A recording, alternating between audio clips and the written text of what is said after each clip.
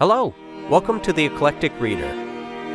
Listen to great books and stories while you use your eyes and hands for other things.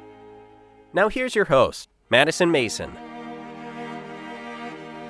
Hi, it's Madison Mason. Welcome back to Chapter 31 of The Gray Quarry Boys.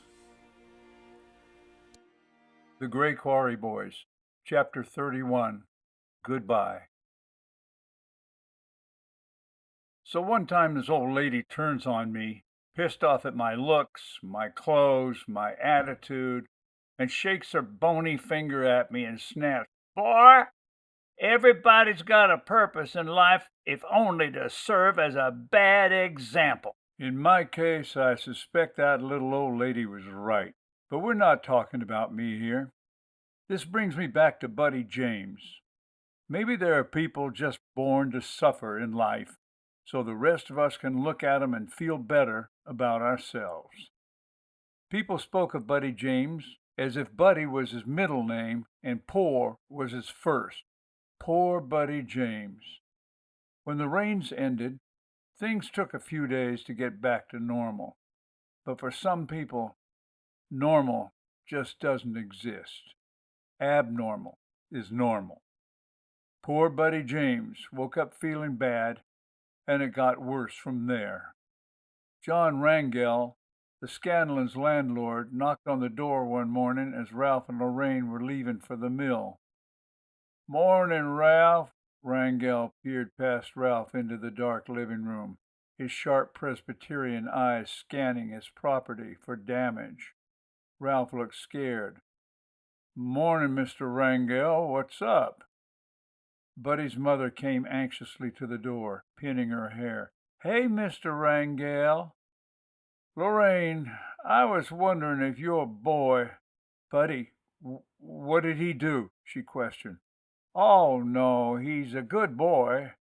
I got a couple of my sewer drains stopped with mud, and I got to get 'em dug up. My man is working on his own place, so I wondered if Buddy—" "Yeah, Buddy'll do it," Ralph barked. "Buddy, get in here." So Buddy was put to labor at 50 cents an hour, sweating in the new sun, shirt off, jeans and sneakers wet with mud and backed up sewage. It was pick and shovel work for blisters and sunburn. He was bent over, digging down the line, when he heard Sue Marie's voice behind him. "Hey, I went by your house. I didn't know you were out here having fun." "Hey, yourself. You want to help?" She chuckled. "Yeah, not hardly. You need a drink. Come on, let's go to the store. I got money." They were sitting on the shade porch of Rodney's country store talking softly and listening to the June bugs sing in the heat, when Sue Marie suddenly jolted upright and moved a couple feet away from Buddy. "Shit," she blurted, and squinted out to the road. "What? Just be cool." "What?" A blue Nash Rambler came off the blacktop onto the gravel drive and pulled up alongside the porch. Sarles Davenport had his arm out the window and sat for a moment measuring them. "Sue Marie?" "Hey, Uncle Sarles," she mumbled. "Well, who's this handsome young man?" "This is Buddy." Sarles's eyes ran up and down Buddy's torso as if tasting his sweat. He smiled appreciatively. "Hey, Buddy," he smiled gently. "Hey." Buddy felt stripped. The pictures in the shoebox flashed through his thoughts. He looked away. Sarles slowly dragged his eyes off Buddy's stomach to Sue Marie. "You all packed?" "Almost. I'm just going to the post office. You get home and finish." His voice had a soft Southern authority. Threat lay just under his words. "All right." She looked away, waiting for him to leave. He turned back to Buddy. "Nice meeting you, young man." "Yes, sir," Buddy muttered, eyes to the floor. "Bye, Buddy," chuckled Sorrel as his rear wheels ground into the gravel, and he was gone. They were silent for a moment. I probably should get back to work. He stepped down off the porch, feeling the damp heat sting his burnt shoulders. Wait, she called. He watched her hop down the worn stairs in her white sneakers and socks and rolled up jeans. Her hand gripped his waist and pulled him around the corner of the building. Sue Marie pushed him back against the whitewash clapboard wall where no one could see them. Buddy glanced around at the quiet pines and back to her.